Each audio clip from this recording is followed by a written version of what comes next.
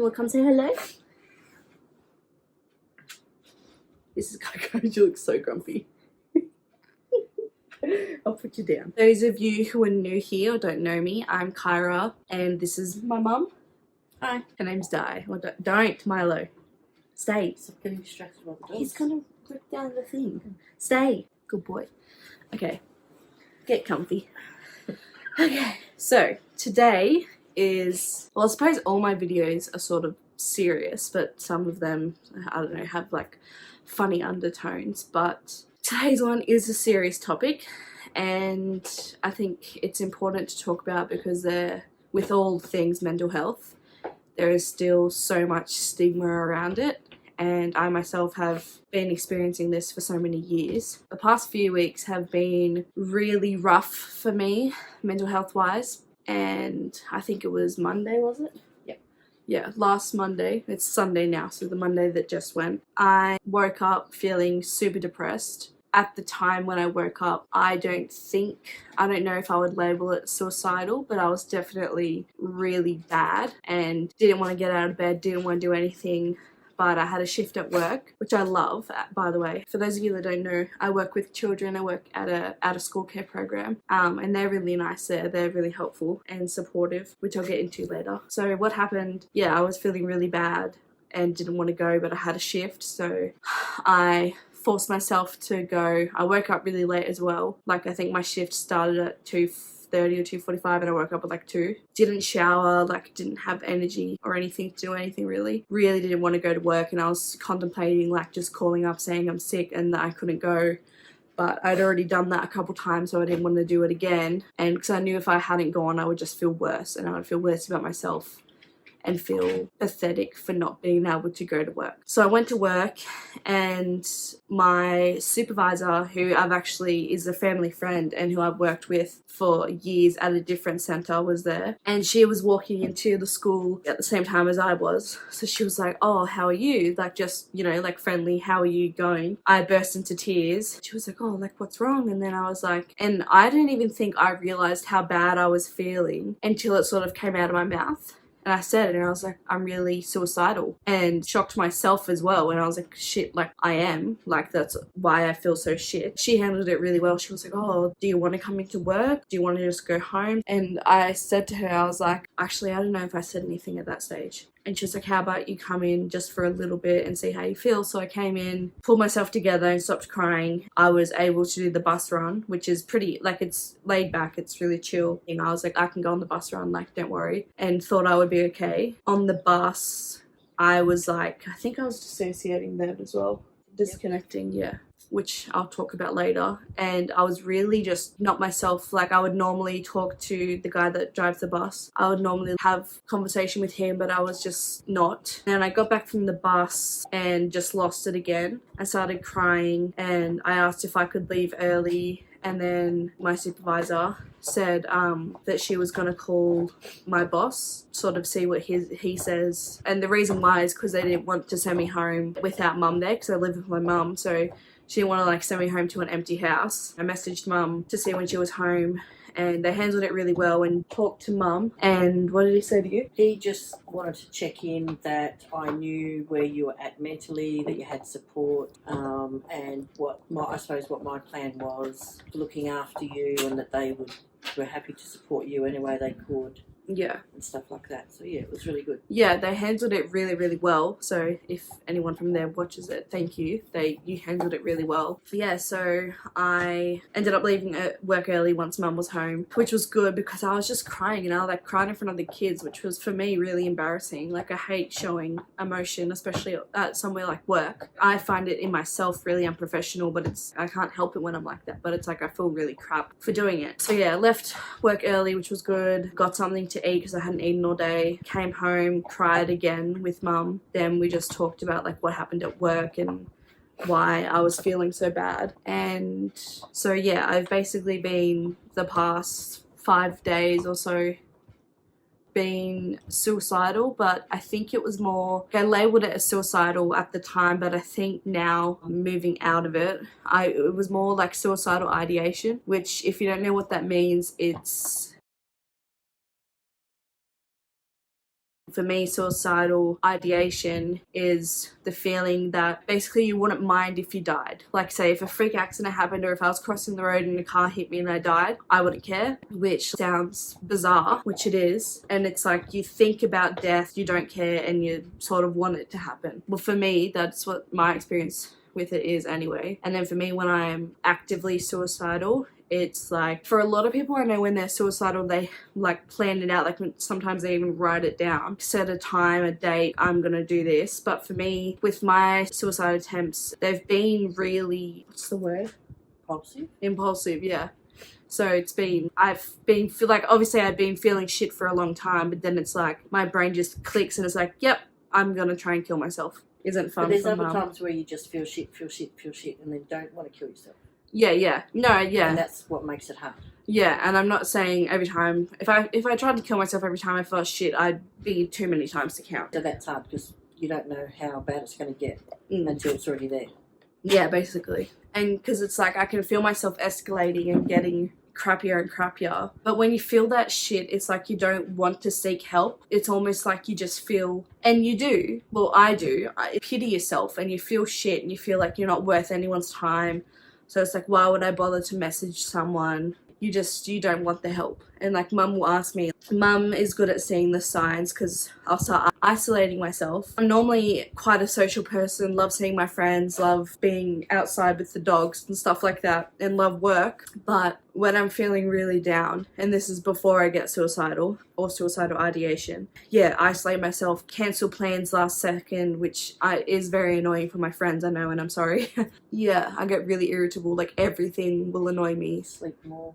And with my sleep, it's like as much sleep as I get, it feels like it's not enough. I could literally sleep for 14 hours and still feel tired. Like I will still feel just as tired as if I slept 6. It's ridiculous. It's like my body just shuts down and is like, nope, I need to sleep. I thought it would be helpful for some people because I know a lot of people, even myself sometimes, don't know how to react or how to help someone who's feeling that low and if they are suicidal and stuff. So I thought I would talk about what helps me, and you can like comment and say if you have similar, like if that helps you as well. It might help other people understand and think for their friends and family and stuff. When I'm that low, comfort from my friends is something super easy. Just like I had an example from one of my friends.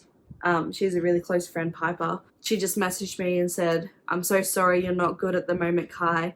Miss you a lot. Let me know if there's anything I can do. That's like all I need. It's not, I know a lot of people are like, I don't know how to help. I don't know what to do. And it's like, sometimes it can literally just be as easy as I recognize that you are feeling shit and I'm here if you want to talk. It's so simple. I think some people think that you need this big grand gesture, like you need to come bring me flowers or something like that. You don't. For me, I mean, you don't. I don't know what other people are like. Some people, which is fine, might need more attention, need more acknowledgement, which again, like I said, is fine. I'm like that sometimes, but most of the time for me, it's just something easy as that. And then another example is from my friend Audrey. She understands my mental health really well, and her and her sister Charlotte, they've been supporting me for many years. Same as Piper, but I've known Audrey and Charlotte since primary school. She was one of the people I cancelled on. We were meant to catch up on that Monday, so I hadn't seen her in ages, but that's when everything went down. So I messaged her and I'm like, I'm so sorry, look, I can't make it. I'm then straight out just told her, I'm feeling suicidal, I'm really sorry. She acknowledged that and was like, I'm here for you, love you, sort of thing. And then she messaged me, here's one of my new favourite activities.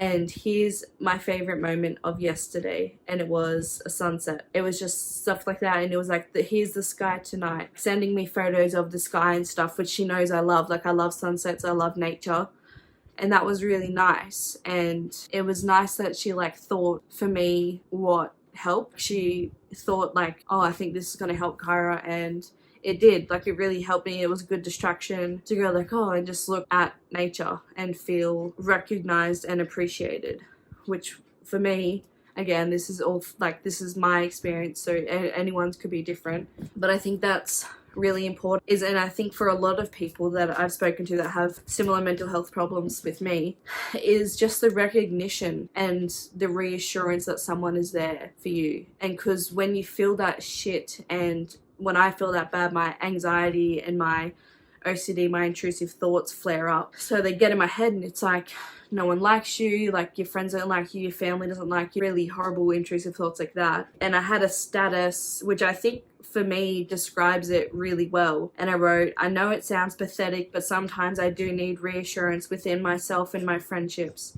I'm sorry if that's annoying to you, it's annoying to me too. I wish my anxiety and compulsive thoughts wouldn't get the best of me, but they do sometimes, and I'm sorry for that. And I think I actually explained that really well with how I feel, because that's exactly how I feel. Like sometimes I just need the reassurance. And I'm sure a lot of people feel that way. People without mental health, I'm sure, feel that way as well. Just need that reassurance, like, yep, my friends do love me, like they are here for me. I hear you, I see you, I'm still your friend. Yeah. As simple as that.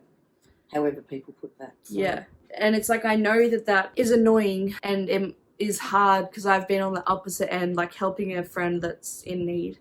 And it is hard to know when is the right time to message or what to say. But I think with my experience and with my experience with other people, you're always better just messaging someone and then annoying them rather than not messaging them at all and leaving them to feel like shit without knowing your truth. I thought I would let Mum talk about what it's like to live with someone and deal with someone that has and is suicidal, like has been, and is suicidal, that lives with depression and anxiety and OCD. So I suppose the biggest thing for us is that this has been going on for many, many years. Yeah. And I have to really look after myself so that I can be in tune with what Kyra's going through, what her moods mean. Obviously, I don't get it right all the time. Yeah. But I can just I don't ask get it right all the time. the right questions or try to. I've been to lots of counselling for myself, lots of counselling with Kyra, so that we could work out together like a plan to keep her safe and also what her triggers are, what her warning signs are. So one counsellor was really good at talking through that with us. So I can tell the signs most of the time. That doesn't mean I can stop anything, but it just means I'm more on alert. Yeah. And you know what to expect now. Yeah. After like so many years of Yep. seeing it happen. Very rarely is Mum like surprised by something I do or how I feel. Mum's like, okay, like we've been through this before, we can do it again, sort of thing. Yep. And it was really nice when work rang because I thought they were really responsible, they were really compassionate. Yeah. You know, they asked all the right questions, were you getting help, etc., etc. Which, you know, we can say you had many counsellors and lots of years of help. Yeah. But that doesn't mean we don't keep looking for other things. But Well, and I'm on medication as well. yeah, on medication, seeing psychiatrists, that sort of thing. So it is tiring. It is, I think it's just a long, long haul. So it's not she feels suicidal and then suddenly everything's fine. Yeah. It's you feel suicidal, then that can last for different amounts of time, but this time it was only probably a day or so. And then I could see her mood lifted a little bit, then she got angry and then went down again, but not really low, not as low as it was on Monday. And then even smallest things like going to the shops or anything was exhausting. And then again today, lifting up a bit, going for a drive, going to a cafe at a friend's place. So yeah, like having the week off work definitely helped. Yeah. Or you're sleeping, I don't know if it helps, but that's just what your body does. Yeah. And I think that was another good thing that work were really good with, was they said, like, because I had a shift the next day on the Tuesday, I don't think I'll be able to go. And they're like, that's fine. Basically take as much time as you need. So much worse if I was like in a toxic environment and someone was like, oh, well, you can't miss tomorrow's shift, like even if you feel suicidal. Like, they were really good. They handled it really well. I'm really thankful for that.